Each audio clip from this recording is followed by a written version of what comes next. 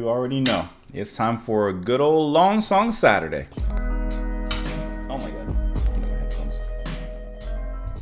Welcome. Oh, I pressed the wrong button. Welcome back to the channel. I can't actually say welcome unless you're here. Welcome back to the channel, everyone. Thank you so much for being here for our next long song Saturday. And today we are listening to a full album reaction of Depeche Mode with Songs of Faith and Devotion. This is their 8th studio album, released in 1993. We've listened to Violator on this channel, and that is a really, really good album. Like, honestly, one of my favorite albums that I had gone through and done a full album reaction. Like, we do a lot of full album reactions, but that's actually been one of my favorites that I do constantly return to on my own. So it is long overdue that we return to the band with this particular track, or album rather. This album had been recommended and suggested by at least the following: Manu, Jacob, Tim Vanderloo, Benjamin Norris, Nina Wilder, Papa Quanis, Mighty V, Jay Pokwardowski, Juka Halme, Malcolm McDonald, Sir Cyrus DeVirus, Nadim Newbold, Peter Liane, Lee. The list goes on and on and on. So thank you guys so much for the suggestion. Thank you for sticking with it and you know, suggesting this album to me. Like I said, I'm very excited to dive on in, as I really enjoyed Violator, so excited to go in and jump on into this one. Two things before we... Listen, I got to get the plugs in before we get into the video, before we dive in. Of course, if you'd like, you can support what I do on Patreon as little as $2 a month. There's my button. As little as $2 a month. You don't have to, but of course it does help me in giving me time to do things like this, full album reactions for you guys and for myself. And then also, I'm just going to say it one more time. If you are interested, go check out my gaming channel, Just JP Plays. It's right there. A lot of random games we play, but we go in there and have a good time. So, you know, you can go hang out with me. So, anyways, that's it. That's my plugs. That's all I wanted to say. Sincerely hope that you're having a wonderful one out there. As always, I really appreciate you guys coming on in and sticking in here. Actually, you know what? Matter of fact, I got one more thing to say. Thank you. Let's go ahead and jump on into it. We're going to get into the first track here, which is I Feel You. And, yeah. Let's go ahead and do it. Hope you guys are having a lovely one. Grab whatever you're drinking. Grab whatever you're snacking on. Get ready to snack. Get ready to drink. And as always, my friends, this cup of cafe con leche is just for you. Besides panning.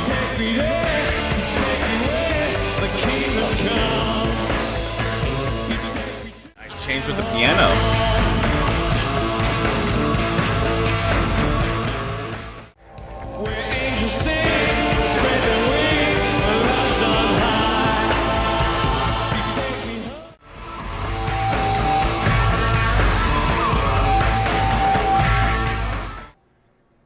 Two things. We are in for a treat. If this first track is anything to go off of, oh, we're in for a really good time. Second of all, at the very end, if you saw my face, I put my cup of coffee down, and I must have put it down like on the edge, and like it didn't evenly go down. It like spun around, and it was about to fall off the table, and I caught it.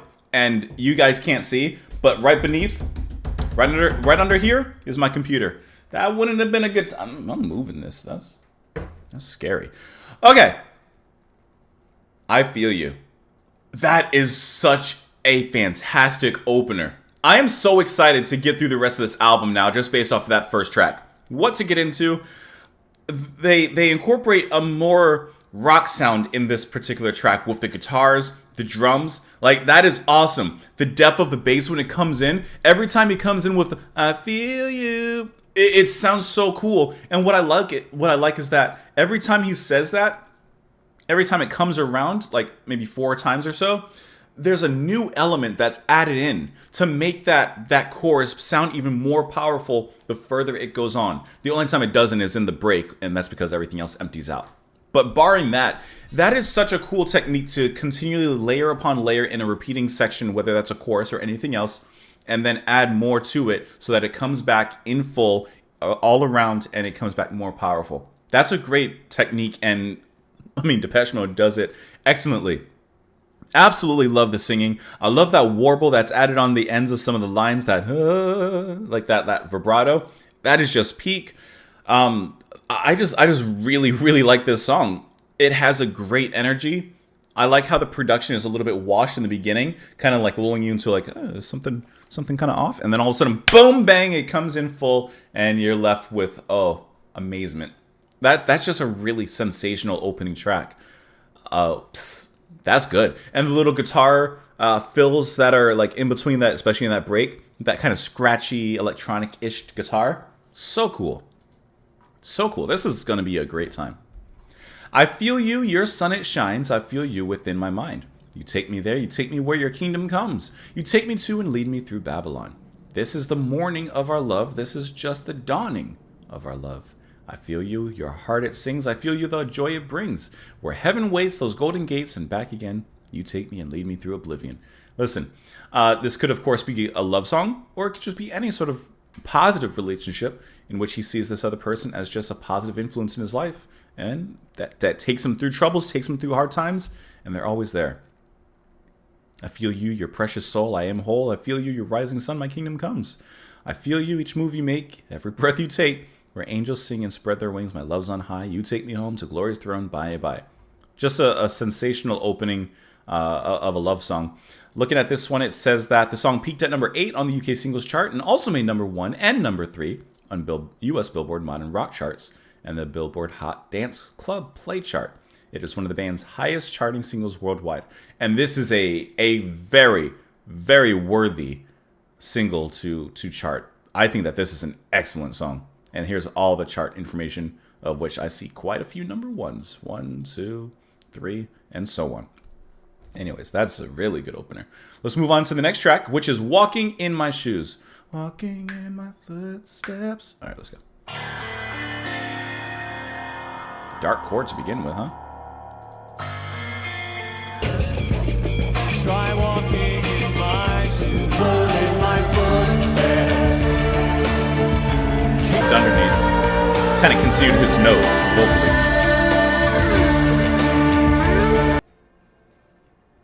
I'm not afraid to say it. I'm not afraid to say it. And listen, if I throw it out there preemptively, whatever, then I'll take it back later. But for now, I'm going to say that this has a strong possibility based off these first 2 tracks of being a better album than Violator. And that is hard to do. I love Violator. But these 2 tracks are bringing something different. Quick question before we go anywhere. Let me back this up, because one thing I didn't check. Is this the song after? Like, how long? Okay, yeah, this is the album right after Violator. 3 years later, they did some work in those 3 years. This track is basically a trip hop song.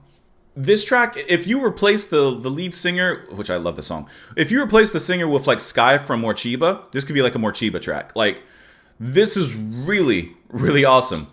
The trip hop song or sound that they have, the deep bass that just has this solid R&B soulful groove, but there's something downtrodden about it, downbeat about it. The wonderful piano chords that are played in the chorus, I think, absolutely change the mood of the song.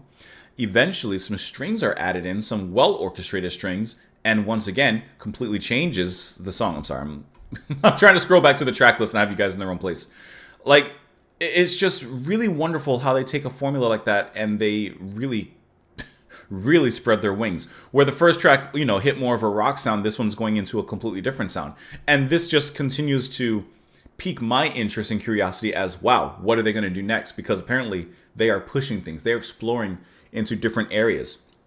You still have, of course, the clear Depeche Mode sound with the synths and with the layered synthesizers and the vocals and this kind of, I don't want to say gothic sound, but a sound in that specific direction. But like I said, they're just exploring so many different spaces here, and I'm really curious to see what other places they continue to explore on this album. I think everything in this is wonderful. There's nothing else to say. I genuinely think everything else in this track is wonderful. The lyrics are really great as well. Don't judge me before you walk in my shoes, basically, is what it's getting down to. I'm thoroughly impressed with this. Let's go ahead and look at the lyrics, actually. I would tell you about the things they put me through, the pain I've been subjected to. But the Lord himself would blush, the countless feasts laid at my feet. Forbidden fruits for me to eat, but I think your pulse would start to rush. Now I'm not looking for absolution, forgiveness for the things I do. But before you come to any conclusions, try walking in my shoes. That's really what it comes. Like I said, don't judge me before you walk in my shoes and truly understand the things that I've seen, the things that I've been through. I'm not asking for forgiveness. I'm not asking for absolution, but a little understanding goes a long way. And I love this line. You'll stumble in my footsteps. Keep the same appointments I kept if you try walking in my shoes. Like, at first, it's an invitation, like, try walking in my shoes. Then, no, the shoe don't fit. You can't even walk in my shoes. You can't do the same things I did. Morality would frown upon, decency look down upon. The scapegoat's fate's made of me, but I promise now my judge and jurors, my intentions couldn't have been purer. In my case is easy to see. I'm not looking for a clearer conscience, peace of mind after what I've been through. And before we talk of any repentance, try walking in my shoes.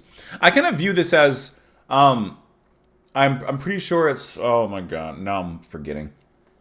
Like, you go to, not church, but like in a, I believe a Catholic church, you go to the little secret room.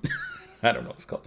The little room and confession. You go to the confessional and like you confess your sins. I kind of view this in a similar sense of like, he's confessing, like, you know, metaphorically, but at the same time, he's saying, I guess, to the priest, like I said, this is just my mind canon. Like, that's good and all, but try going through what I've gone through, and let's see if you could hold up your faith. I mean, the album is called Songs of Faith and Devotion. So let's see if you could hold up your faith, you could hold up your devotion, or if you would fall and be perhaps sin like me. Like something like that. Something like that. I don't know. This is a really good song, though. That's good. And that's some good stuff. Let's look at the Wikipedia page. Second single from the album. Why not? Because it's a great one. Reached number 14 on the UK singles chart and matched the success of the previous one here. Let's see. I don't care about commercial or that. U2 lead singer Bono listed the song as on his 60 songs that saved his life. Critical reception, great. All that's great. Listen, it's just a great song. Let's move on to the next one here, which is going to be Condemnation. Let's go. There's probably no babies in that one. Hand me my sentence, I show no repentance, I suffer with pride. Yes, please open your eyes. I'm not gonna lie. I'm like expecting metal on this album now. I don't know what other space they are going to explore. Now we have... This even works off of my previous interpretation of the previous song. And now, really thinking about it, this makes so much sense as on the album Songs of Faith and Devotion. Because we've clearly moved into a church hymn, a slightly gospel-inspired track here. I love the way that he delivers his singing here. It's filled with vulnerability. It's filled with pleading. It's filled with openness. It's filled with, in I guess, just to connect the dots, a little bit of a confession-like manner. Like, that is really cool. I love all the humming of the voices underneath this, which just gently move this whole thing down this rhythmic river. The heavy stomp of the drums, which eventually, I love how subtly, it's just the bass drum, and then the actual snare comes in, providing a quick groove. This is Peter Gabriel-esque. This is... I am so impressed by the album. Like, this is not me over-exaggerating for like the... I'm really impressed, and I'm looking forward so much, like, just for me. Like, to see where this album goes. Like, obviously I choose albums that, you know, you guys recommend as well, but I always choose album like this morning. I'm choosing an album from you guys and one that I want to listen to myself. Like, for example, right now, I don't feel like listening to, I don't know, some random thing. I don't feel like listening to punk right now. I don't feel like listening to metal right now. But I am in the mood for Depeche Mode. So I'm like, okay, let's fulfill a request. And this is hitting that particular bone really good. I don't even know. Hitting that particular bone. Hitting that particular... It's filling that need. It's filling that need very, very well. For sure. condemnation tried. Here on the stand with the book in my hand and truth on my side, accusation lies. Hand me my sentence, I'll show no repentance, I'll suffer with pride. So it's like he's being condemned, he's on the stand, he has this book in his hand, and I like how he says he has truth on his side. So he knows he has the truth on his side. He's not worried about accusations, lies. He's going to go down with his truth and stay true to himself. He has that integrity. Sorry. If for honesty you want apologies, I don't sympathize. If for kindness you substitute blindness, please open your eyes. The lyrics are so good. Just calling you out. If for kindness you substitute blindness, open your eyes. Condemnation. Why? Because my duty was always to beauty, and that was my crime. Feel elation. High. I love when the line high is said, the voice is raised up in cadence. To know I can fix this, trust this fix of injustice time after time. If you see purity as immaturity, well, it's no surprise. If for kindness you substitute blindness, please open your eyes. That is so good. I forgot to look at like these little articles here. Sometimes they have good information. It says that it's the third single from the album. Just this album's front-loaded, huh? Hopefully it's back-loaded too. Reached number 9 on the UK singles chart. It's a gospel-esque song with a rock twist. Gahan voted for Condemnation to be the first single, but he lost out on that. That's some good stuff. Also, I'm going to say it again because I think my joke got a little missed. I'm just going to say there's probably no children in Condemnation. Please clap. Let's move on to the next track, which is Mercy in You. Here we go.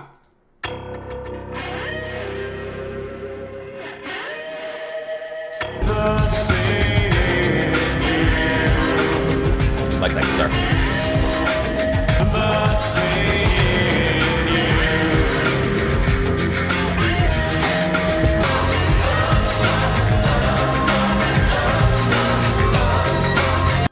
So to me, Mercy in You kind of goes back to that trip hop sound that we heard in Walking in My Shoes, but it kind of has like, it's even darker.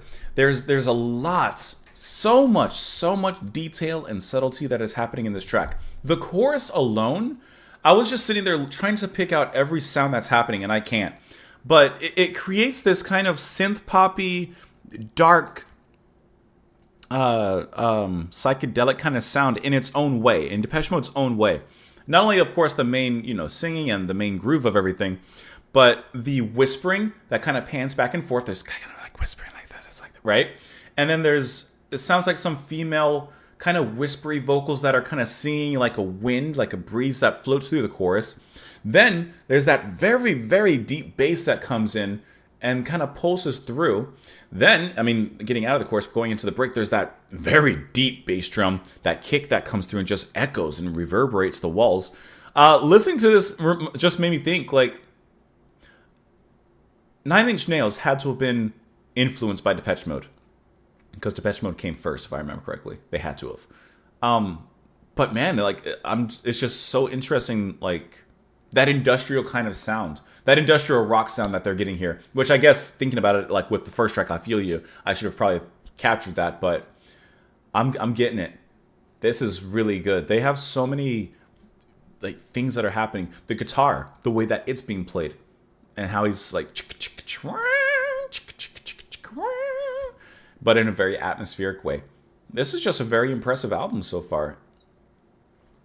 Listen, the next track is called Judas. If there's going to be a heavy track on this album, that has to be the one. That has to be the one. You know what I need when my heart bleeds. I suffer from greed, a longing to feed on the mercy in you. I can't conceal the way I'm healed, the pleasure I feel when I have to deal with the mercy in you. I would do it all again, lose my way and fall again, just so I could call again on the mercy in you.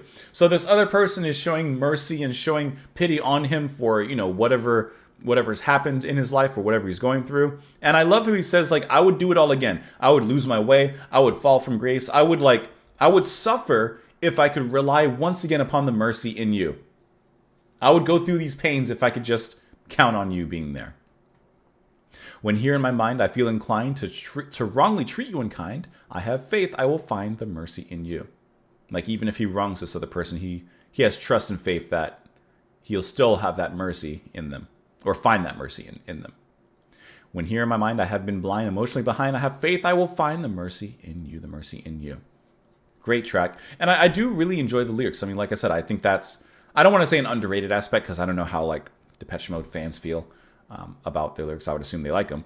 But I think that they just have a great blend of such depth musically, but also such depth lyrically as well in their writing. Let's go into the next track here, which is going to be Judas. This one, watch this be like the lightest, most atmospheric Brian Eno music for airports kind of track ever. Let's see.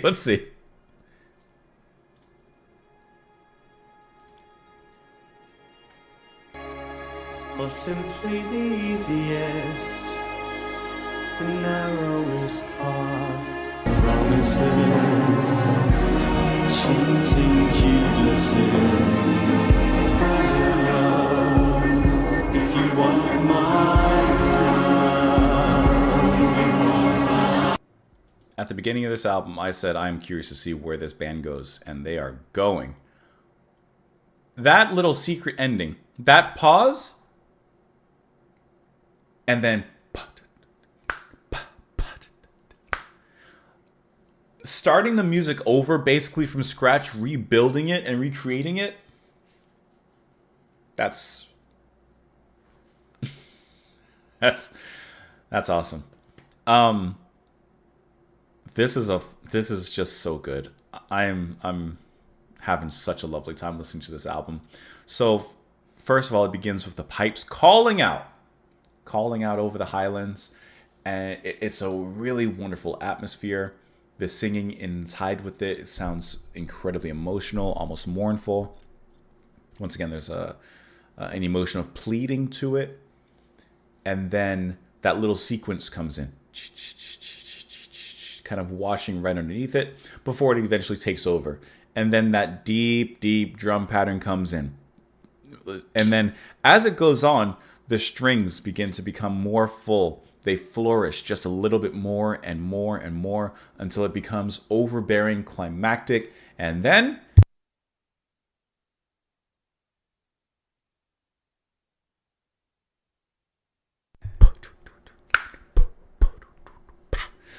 it recreates itself in a mark of beauty.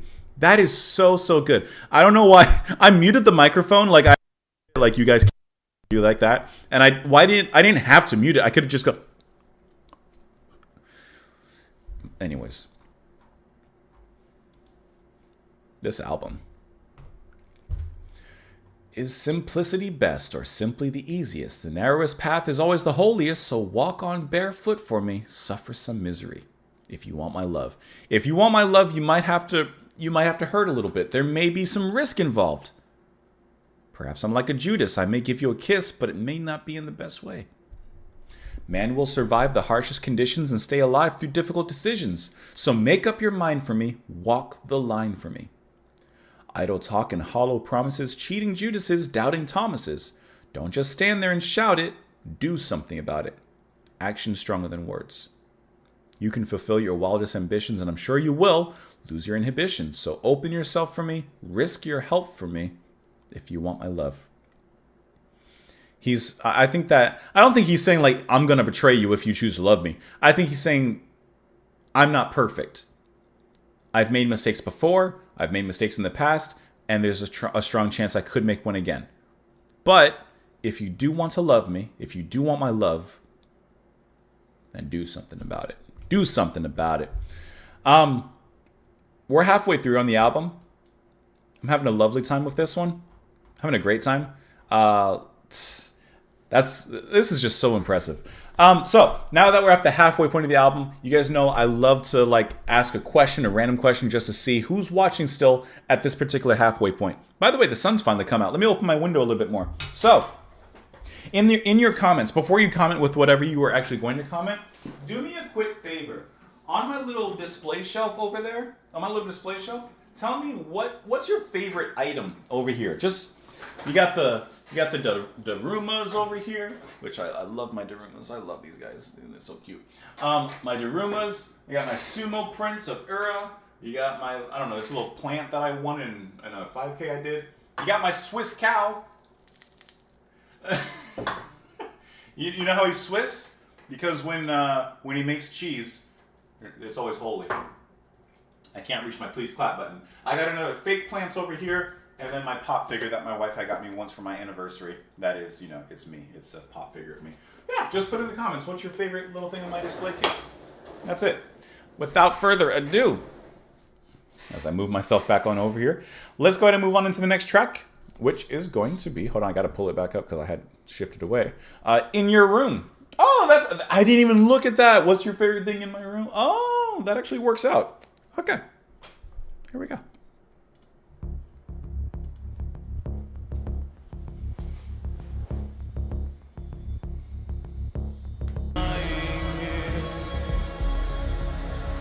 In your favorite darkness.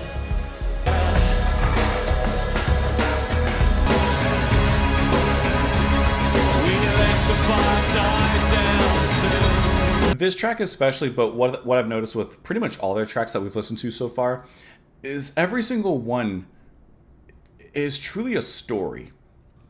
Every single one truly has a strong narrative, both musically and lyrically, and each one really acts as its own like epic. The band has done a fantastic job of making each song, whether it's 3 minutes and 20 seconds with Condemnation or this one of 6 minutes and 26 seconds. They have a great like handiwork when it comes to building a structure, building a composition, giving you big high highs and very deep in the valley lows, and always a balance in between. Because this track is incredibly epic. I love this kind of restrained and yet hopeful manner that everything is like played in. The guitar at the very end, I like the sound, the tonalities of it. I like how the drums come in eventually with like the actual drum set. And that shift between the electronic, the digital, the drum machine, and eventually the real drums.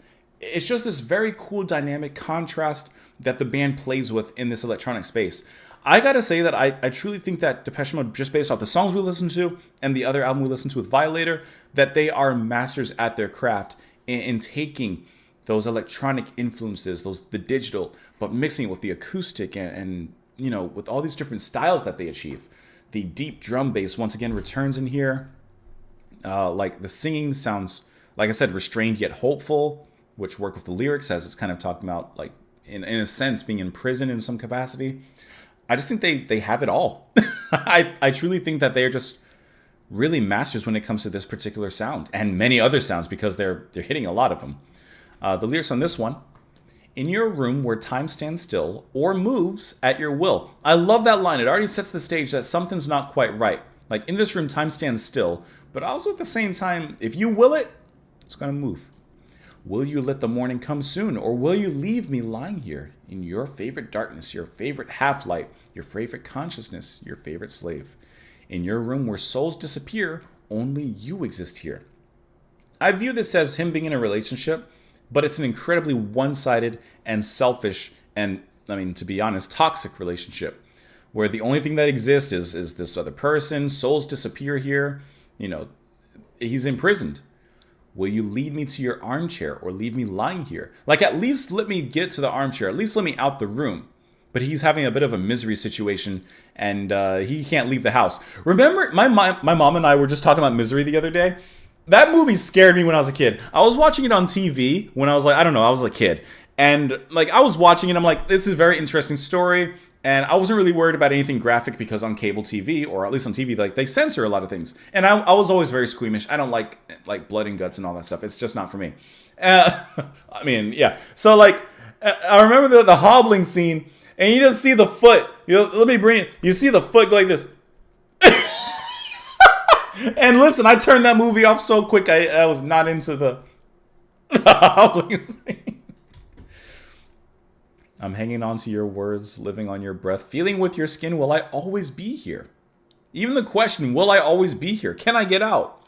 In your room, your burning eyes cause flames to arise. Will you let the fire die down soon? Or will I always be here? Your favorite passion, your favorite game, your favorite mirror, your favorite slave. I think this line's kind of interesting. Your favorite mirror? Does this person look at him and see themselves in them? A little bit of self-reflection. Perhaps they're not as different as they may seem. It says this is the fourth and final single from the album, reaching number 8 on the UK singles chart and number 2 in Denmark, Finland, and Sweden. And it's the last single to feature Alan Wilder as a member before his departure from the band in 1995. That's good. That's some good stuff. Let us find ourselves not in misery, but continuing on with songs of faith and devotion. We're going to move on into the next track here, which is Get Right With Me. Here we go.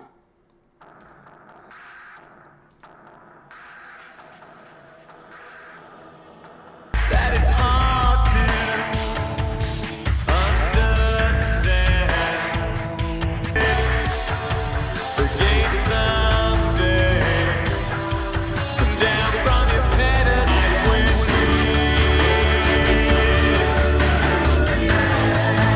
I like how they've started.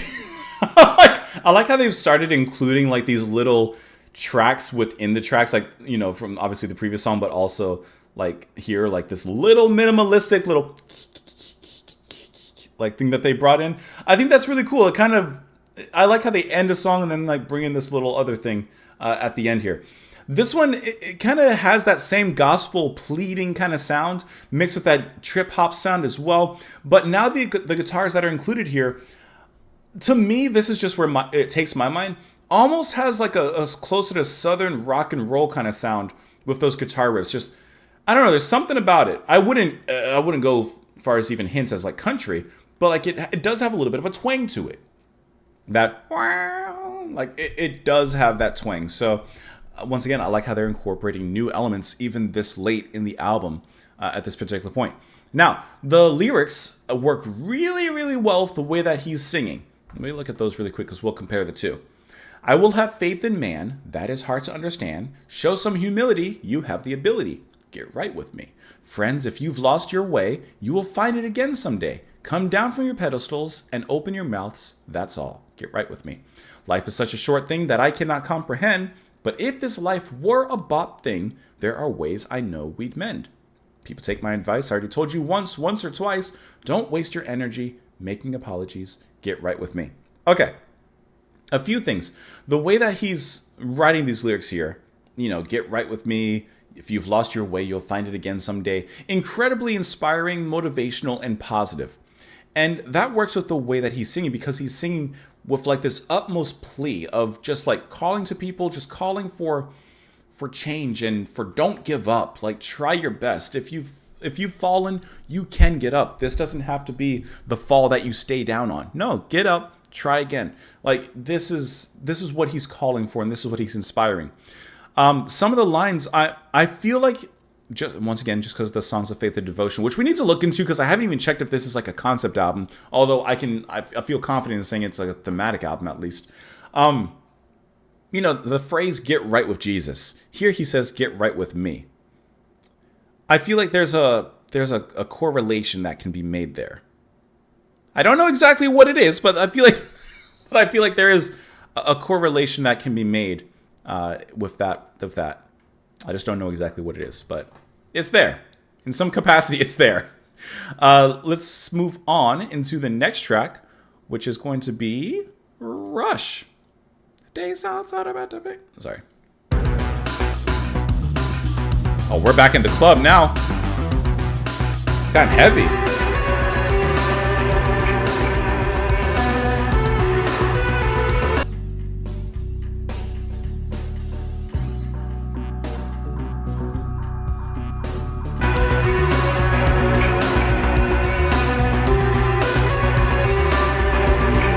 I think that Rush is the heaviest song on the album, and not necessarily heavy in a rock way, even though it does rock, but heavy in their own synth pop way. With that sequenced synth bass, say that 5 times fast, that ba-ba-bum, like it doesn't play exactly like that, but that sound and the pace with which it's being played is just, to me, so aggressive. And even the way that he is singing, if you want to talk about aggressive, he is practically snarling into the microphone on this. And I mean, like, there's anger. There's anger in this track. But once again, this is a track of two halves. and it simmers down. That break almost feels like a completely different song. When the sequencers, the synths, and everything drops out, you're just left with a quiet little in the back of the room echo of a drum set, and then the bass just gently throbbing along there. It's just this really great dropout moment, and I love moments like that. But it's really great. The singing comes back, and it's not as angry. It's a little, not weak, but it's a little more docile. And then slowly you hear the echoes and the ping, ping, ping. So those synths coming back, and before you know it, you're right back where it began. And that works really well with the song title, Rush. And he's continually describing this rush. And at that moment, we actually get to feel it alongside with him and see exactly what he's talking about.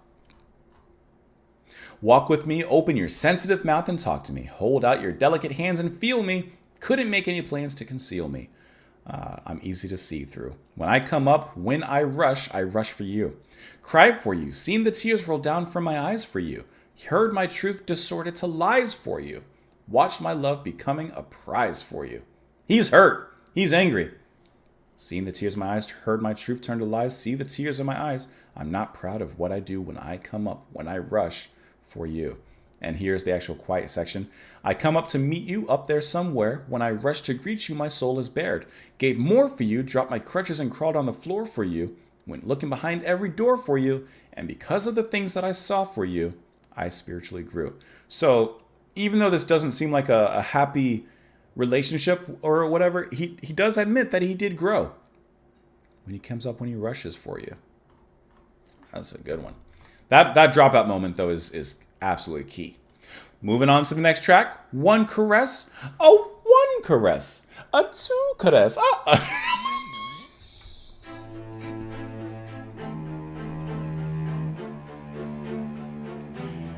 When I'm blessed. Wonderful singing.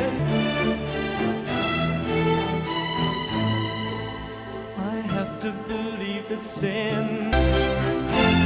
Oh, girl, lead me into your darkness. I love that they had a track like this just before the ending of the album. Just him and the orchestra just doing their thing. His singing sounds absolutely wonderful. I will say that his singing has, to me, very much impressed since the previous album. Like, sounds more refined, more outgoing. I don't know. He sounds like he's taking some lessons. That sounds bad. The singing is perfectly fine in Violator. Like, great in Violator. But doesn't it sound like, I don't know, he's pushing more? I don't want to say trying more, but there's just a different effort, I feel like, in this one. And this is one of those tracks where you can clearly get a nice solo to hear him do that. He sounds absolutely great amongst the orchestra. I love, once again, his vibrato, the passion with which he sings. And it's not like from what I've heard, it's not like he's a singer that's like, the craziest, most talented singer ever with like hitting notes up here and notes all the way down here. But with his range, he does make quite an impact with what he has. He's like a singer to me like David Sylvian. David Sylvian doesn't have like a ton of range in what he does, and yet he's like the most magical voice in the world to me. Similar feelings here. He may not have the biggest range like, Mariah Carey in her peak, but what he does use, he uses to the fullest, and I think that's extremely impressive. The lyrics here. Well, I'm down on my knees again, and I pray to the only one who has the strength to bear the pain, to forgive all the things that I've done. Oh, girl, lead me into your darkness when this world is trying its hardest to leave me unimpressed. Just one caress from you, and I'm blessed. I like how the lyrics it almost makes it seem like maybe he's praying to like a specific God, following a religious path. I pray to the only one who has the strength to bear the pain, to forgive all the things I've done. He's talking, oh, girl, that's who he's going to. When you think you've tried every road, every avenue, take one more look. What you found old, and in it, you'll find something new. So perhaps the road you did travel, maybe do a little double back there. I'm shining from the light. I've always loved the night, and now you offer me eternal darkness. Just what he was looking for. I have to believe that sin can make a better man. Well, it's the mood that I am in that's left us back where we began. And then just goes on and repeats the chorus from there. Just one caress, just one one little caress to bless me on my way. Let's move on into the final track of Songs of Faith and Devotion. I hope that you guys have enjoyed listening to it alongside with me. Let's go ahead and do that, and that is going to be Higher Love. Let's go. Souls on fire, lifted high by a higher. So ends Depeche Mode with Songs of Faith and Devotion. Hopefully you guys enjoyed listening to the album with me. That was a great way to conclude the album in a very uplifting way, especially off of the back of One Caress, which, you know, was just strings and a man. And it was this beautiful, uplifting kind of track. This one continues that way, but of course leads the full band into everything. And they have a great swing of things as it pushes into this to me, very bright and sunny song. Where I guess if One Caress acts as the prayer of redemption, I think that Higher Love can almost act as acceptance or finding your faith again.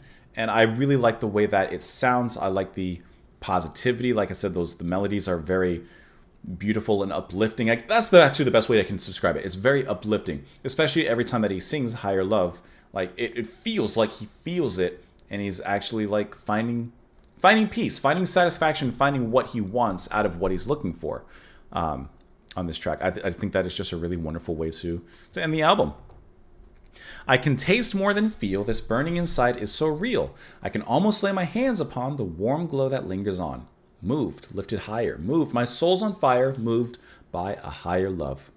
I surrender all control to the desire that consumes me whole and leads me by the hand to infinity. That lies in wait at the heart of me. So he's at a spiritual awakening, basically, is what I'm kind of getting with this. Heaven bound on the wings of love, there's so much that you can rise above. I surrender heart and soul, sacrifice to a higher goal, moved by a higher love. So it's very fitting for the end of this album, where we've gone through so many, what's the word? I guess I'm missing the word, but like questions of faith and questions of devotion in spirituality, but also in romance and love, for him to finally find what he's been looking for here at the end of the album on this track. Now, I haven't read anything about this album, so I guess I should have kind of jumped into it a little bit. As I glance through, I don't see anything that says like it's necessarily a concept album or a thematic album. Although, once again, I would venture to say that like it has to be thematic with, you know, songs about faith and devotion. It says, recording the album and the subsequent tour exasperated growing tensions and difficulties within the band, prompting Alan Wilder to quit, making this album the final one with him as the band member, and also the final album of the band to be recorded as a quartet. The ordeal had exhausted their creative output following the enormous success they had enjoyed with Violator, leading to rumors and media speculation that the band would split. The band recovered from the experience and released Ultra in 1997, which was 4 years later. So they do have some space between their albums, at least the ones that we've, just looked at here. Listen, we're not sitting here and reading every single thing about every little thing, but I do like to get a little bit of additional info. So let's see. A studio was set up in the basement of the villa with 2 drum kits using different spaces to achieve different sounds. The recordings from the kits could then be processed to synthesizers the band had installed in the studio.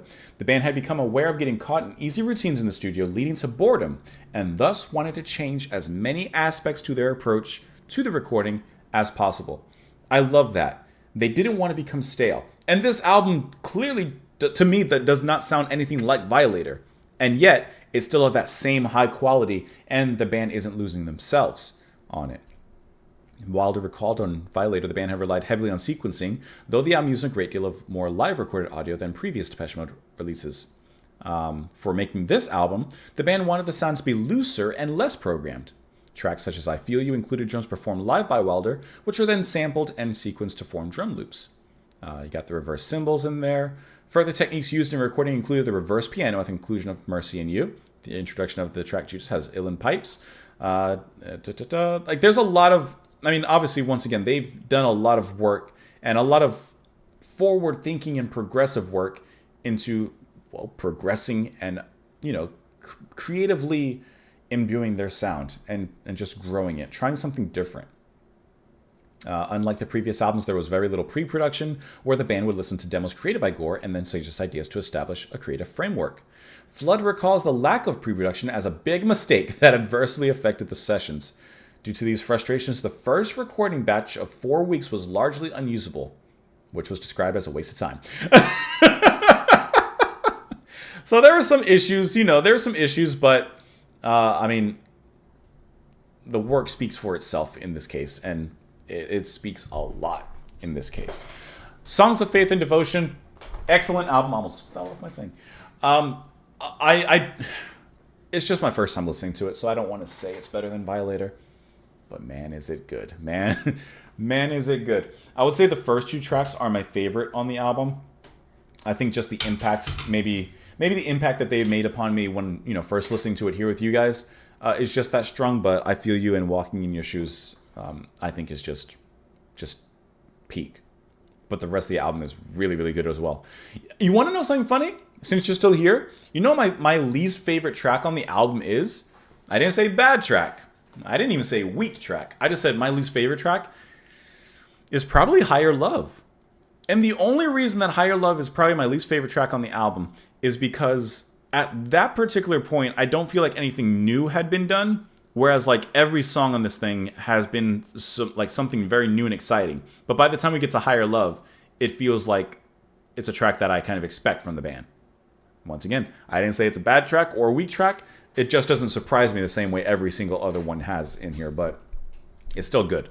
Anyways, guys, thank you so much for spending, for me, the morning with me, or maybe you spent the evening, the afternoon. Either way, I appreciate you coming here, clicking on the video. You stayed for this amount of time, and I really appreciate you doing that, listening to the music with me. I hope that you enjoyed it.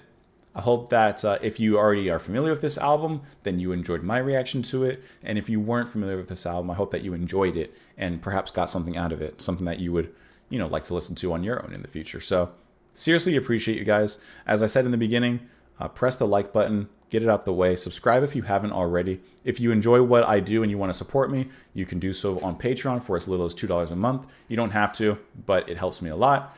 And check out my gaming channel, Just JP Plays. Go check it out. The link is in the description below. Otherwise, please enjoy the rest of your day. Have a great one, and I'll see you all later. Bye.